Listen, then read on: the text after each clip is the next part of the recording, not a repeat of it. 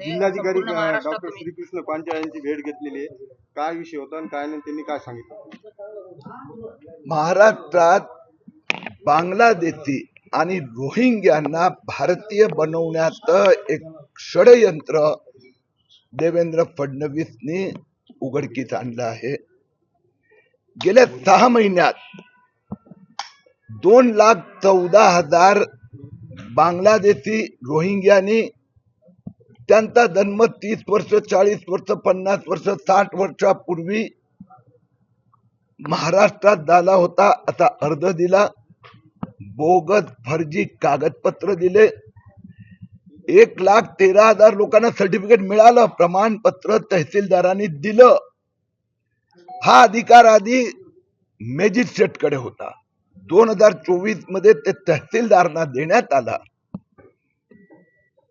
आणि म्हणून आता फडणवीस सरकारने याला स्टे दिलेला आहे. जे महाराष्ट्रात या 2,14,000 मध्ये टॉप 10 महानगर आहेत, तालुके की जिथे सगळ्यात जास्त,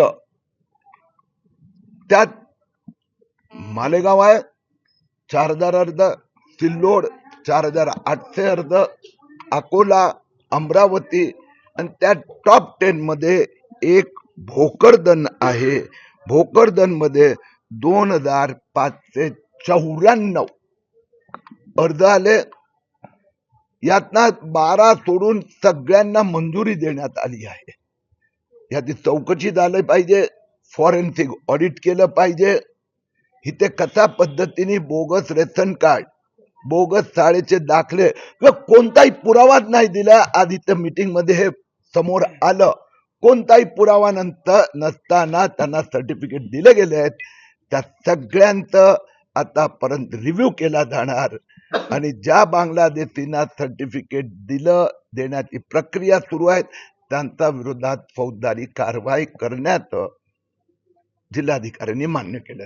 हा साधारण कालावधी किती वर्षाचा होता, म्हणजे कुठल्या वर्षापासून कुठल्या वर्षापर्यंत? वास्तविकरित्या आपल्याकडे 2023 पर्यंत, इन्क्लुडिंग 2023, उशिरा जन्म प्रमाणपत्र म्हणजे 60 वर्ष 80 वर्ष 50 वर्षापूर्वी जन्म झाला आणि दाखला घ्यायचा राहिला तर त्यांनी मॅजिस्ट्रेट कोर्टातून द्यायचं. 2024 पासून हे अधिकार आता बहुतेकांनी 50 वर्षात घेतले तर हा अधिकार तहसीलदारला दिला.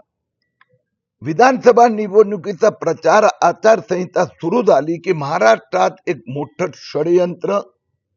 जुलै ते डिसेंबर या महिन्यात 2 लाख अर्ज आले.